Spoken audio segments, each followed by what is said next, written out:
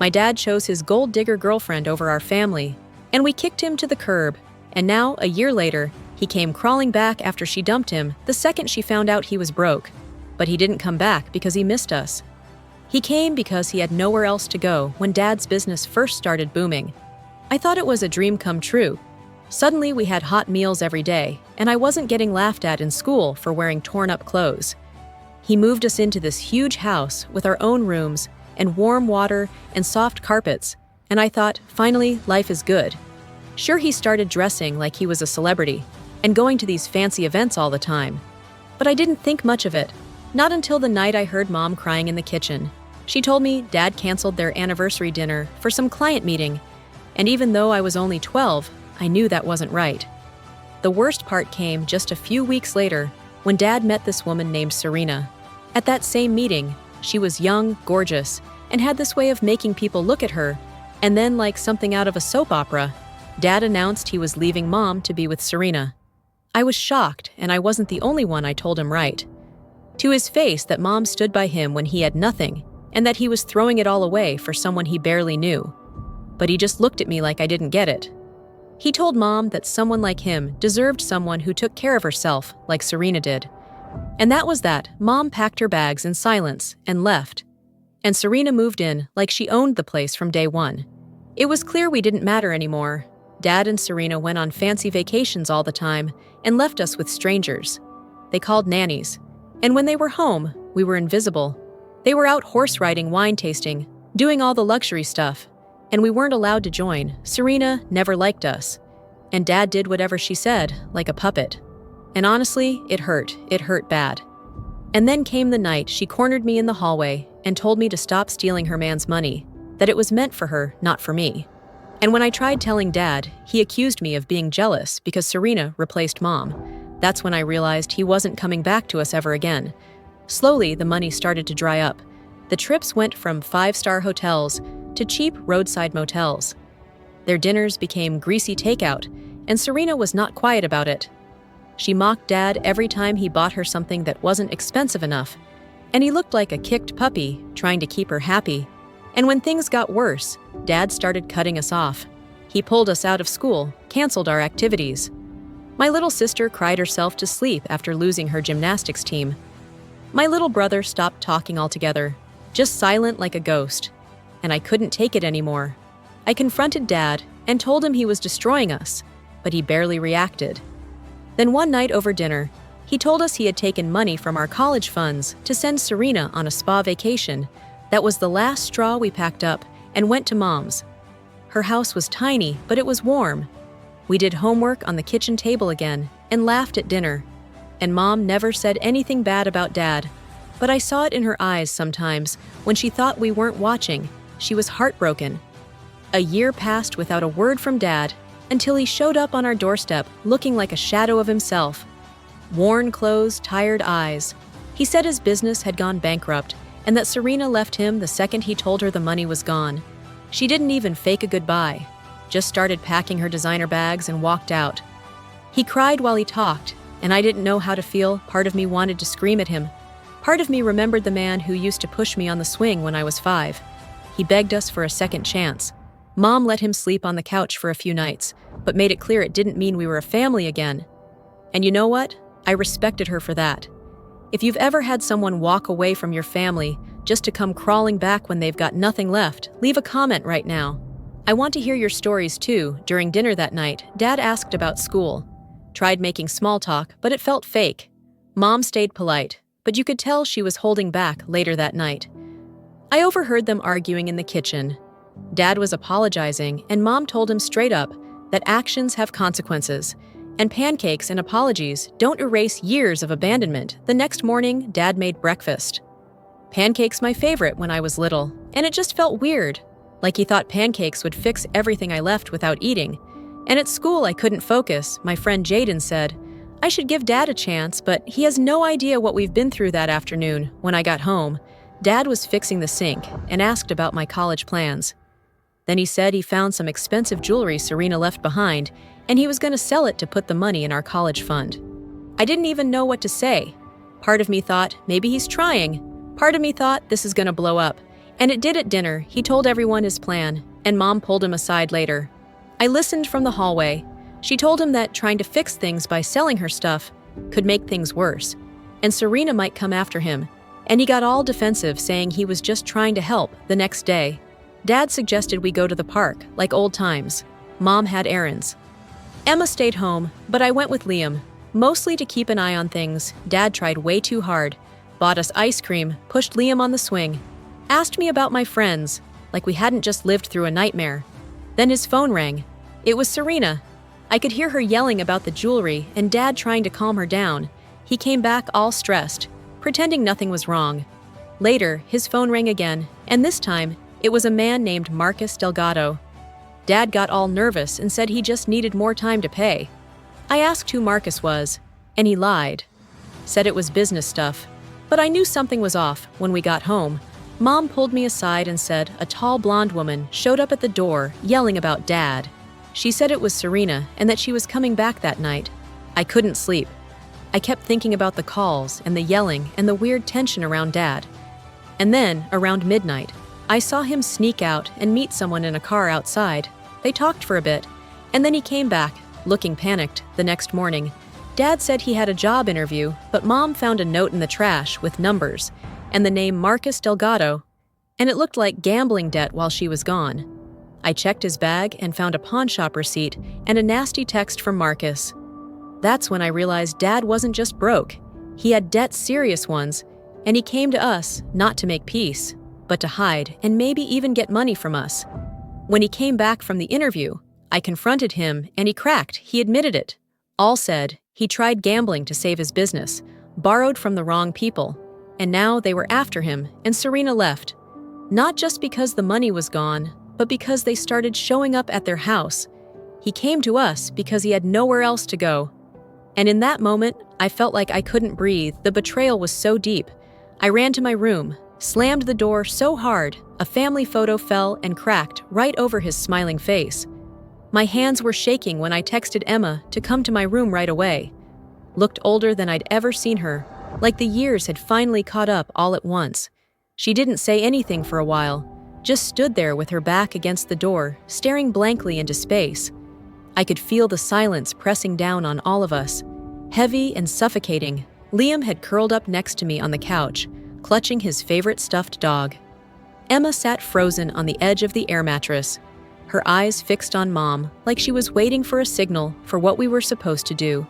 Next, eventually, Mom took a deep breath and said we were staying at Aunt Carol's for as long as it took, no matter what. She wasn't going to let any of us get hurt. Not by Marcus, not by Serena, and not by Dad's bad decisions. That night, sleep didn't come easily for any of us. Every creak of the floor, every passing car outside made my heart jump.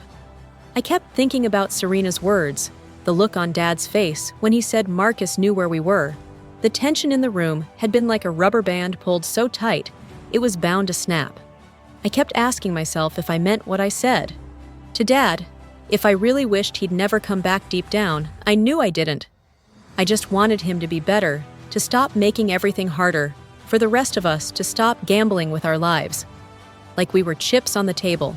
If you've ever had a moment where your whole world tilted just a little, where trust cracked and fear settled in, I'd love to hear your story in the comments. It helps knowing we're not alone in this strange mess of family and forgiveness. The next morning, there was a knock at the door. Not the doorbell this time, just a soft knock 3 times in a row. We all froze. Aunt Carol peeked through the peephole, then opened it slowly. It was Trevor. He looked like the kind of guy who wore suits even on weekends. Tall, neat hair, calm eyes. The kind of calm that said he'd seen things, but didn't let it rattle him. He introduced himself and said he was there to talk to Mom and Aunt Carol in private. They stepped into the kitchen, leaving us in the living room, straining to hear bits and pieces. Trevor said Marcus wasn't going to just let it go. Even if he got paid off, he said Marcus liked to make examples out of people who tried to run out their debts. Said reputation mattered more than the money. Aunt Carol asked what they could do. Trevor said he might have someone who could talk to Marcus, convince him to back off. But it would come at a price. Not money, but a favor to be named, later the kind of deal that made the hairs on the back of my neck stand up when they came back into the room. Mom looked shaken, but determined. Trevor gave us a small smile and told us to stay put and keep our heads down. The next few days passed in a strange haze, like we were all holding our breath, waiting for something to happen. Dad texted once to say he was okay and working long shifts. Emma barely looked up from her phone. Liam kept asking when we were going home, and Mom kept saying soon, but none of us believed it. Then one night, the apartment buzzer rang again. Aunt Carol answered on the intercom, her voice cautious and sharp. But it wasn't Marcus, it was the police. They said they needed to speak with Mom about an incident involving a woman named Serena. My stomach flipped. I thought maybe she'd made good on her threat to bring the cops for her stuff. But it wasn't that at all. Serena had been found unconscious in her car, in a strip mall parking lot near the edge of town. Overdose. Suspected Dad was listed as her emergency contact, and Mom was the only one who picked up her phone that night. Mom didn't say much, just grabbed her coat and left with the officers, promising to text us. Once she knew more, we waited all night for her message. It didn't come until just before sunrise, a single line that said she was okay. But Dad was at the hospital too, and things were complicated. When she finally came back, her eyes looked hollow, like she hadn't slept at all. She told us Serena would be fine physically, but she'd been using pills to cope with the stress, the debt, the fear, the bad choices she and Dad had made together. Dad had been there when she collapsed, tried to get her help, and rode in the ambulance with her. They both broke down at the hospital, apparently, both of them realizing they'd hit rock bottom in more ways than one. That moment changed something in Mom. She said she still didn't trust Dad, not yet. But maybe this was the wake-up call they both needed. Maybe there was a way to move forward, if he truly meant to fix things for real, not just talk about it, like he always had. Emma was quiet for a long time after that. Then she finally asked what we were all thinking. What if Marcus didn't care about second chances? What if he still came for us? Mom didn't have an answer, just a promise that she'd do whatever it took to keep us safe. And for the first time, I believed her, not because she had some magic solution, but because she was standing her ground in the middle of the storm, holding all of us together. Her voice echoed through the empty parking lot. She reached for the envelope like it was the last thing she had left. Dad grabbed her arm. They struggled, clumsy and desperate. Mom jumped in, pulling at Serena, trying to break them apart. And then it happened. Serena lost her footing. Her body twisted, and she crashed to the pavement. Her head hit hard. A horrible crack echoed around us. She wasn't moving, blood slowly pooling under her blonde hair.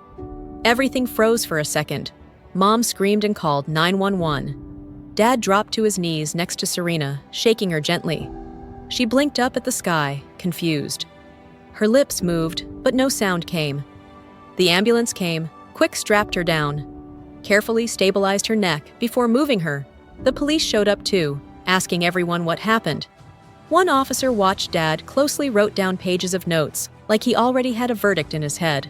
We drove back to Aunt Carol's all shaken. Dad looked like a ghost. He kept muttering it was an accident. He didn't mean for it to happen. Mom kept telling him the cameras in the parking lot would show the truth. The next day, the hospital called Serena had a mild concussion and a few stitches. Nothing permanent. She told police she wasn't pressing charges. Dad breathed a sigh of relief, but didn't trust it. He knew Serena too well. She never let things go unless she had something else in mind. And he was right. That afternoon, she showed up at Aunt Carol's. Somehow she'd found us, maybe followed us from the hospital. She had a bandage on her head and a smug smile. She told Dad she'd keep quiet if he signed over his car. The last big thing he still owned, that BMW, was his pride. He looked cornered and broken, but nodded and signed her papers. Mom called it blackmail, screamed that we should fight it. But Dad said he was tired, done with fighting. He just wanted peace. Serena took the keys and drove off the tires. Screeching like a final goodbye that night, Dad called a family meeting. He finally said what we'd all waited to hear. He messed up, he knew it. He'd ruined his business, his marriage, his place in our lives, all chasing something fake. He apologized, his voice cracked, his hands shook. He promised to change. Said he was starting a new job with Trevor next week and would begin paying Mom back for the years of child support. He missed his eyes locked on ours. I know words are cheap, but I'm gonna show you with actions. Mom wasn't ready to forgive, but let him crash on the couch. Liam was excited, begged Dad to take him to the park. Emma didn't say much, but when Dad offered help with her homework, she didn't say no. The next few weeks were weird, but something started to shift. Dad left early for work, came home late, exhausted but smiling. He gave Mom most of his first paycheck, kept just enough for bus fare and lunch. He played games with Liam, helped Emma with school, and even asked about my college stuff. Small things, but they meant a lot. One night, Dad and I were in the kitchen. He was washing dishes and I was doing homework. It felt weirdly normal. He told me he was proud of me for standing up to him when he came back, said I was stronger than he ever was. That hit me hard. I didn't know what to say. Part of me still hurt, but another part wanted to believe him. I finally asked why we weren't enough for him, why he left. He dried his hands, sat across from me and said, "Growing up poor left a hole in him." He thought money would fix. He got the business, the girl, the lifestyle. But it was all just noise armor for his insecurity. None of it made him happy, and he was too proud to admit it until it was too late. He looked at me and said, "Leaving you kids was the worst thing I've ever done. I'll spend the rest of my life trying to make it right. If you let me." A few days later, Marcus called Dad. We all panicked, but it wasn't bad. Marcus offered Dad a job, said he respected how Dad paid his debt and was looking for someone trustworthy. Dad thanked him but said no. He was sticking with Trevor. He was done with shortcuts. He wanted to earn things now. Mom raised her eyebrow but said nothing that night. We had dinner together. Real dinner. Mom passed potatoes. Emma chatted about her school play. Liam actually ate vegetables. Dad listened and smiled. It wasn't perfect, not even close. But it felt like maybe we'd be okay. Not like before. Something new, something better. 2 months passed, fast. Dad kept showing up every day. Gave Mom envelopes, every Friday full of money. He owed her. She told him to keep it. But he insisted, said it was the least he could do. The couch was killing his back, and Mom started looking at cheaper apartments nearby. She didn't say it, but we all knew she was making space for Dad one Saturday. I came down and Dad was making pancakes again. This time I actually ate them. We sat at the table, and he said he found a small studio close by, clean, cheap, simple. I nodded, pretending not to be disappointed. He said maybe we could visit sometimes if we wanted, no pressure. Yeah, maybe, I said, watching syrup drip on my plate. He moved out the next weekend. Liam cried.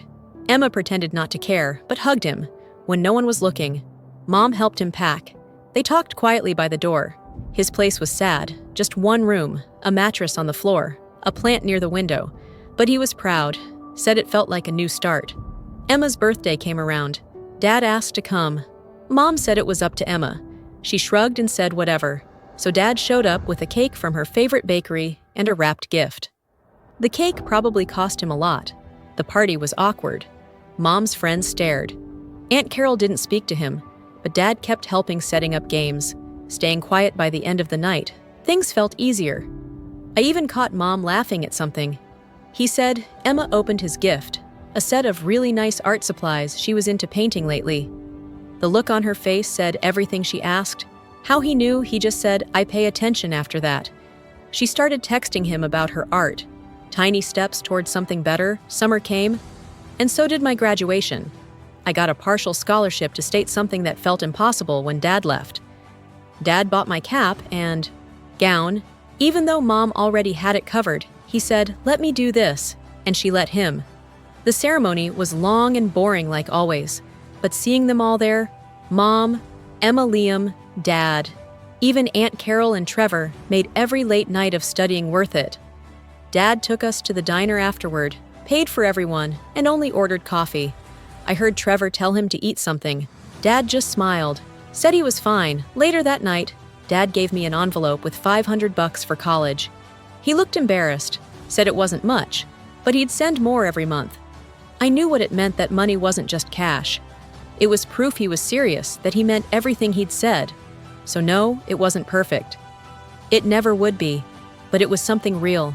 And for the first time in a long time, it felt like we were finally on the right path again. If you stayed with me through this whole emotional journey, thank you from the bottom of my heart. Don't forget to subscribe if you want more real human stories like this ones that show it's never too late to rebuild, even from rock bottom.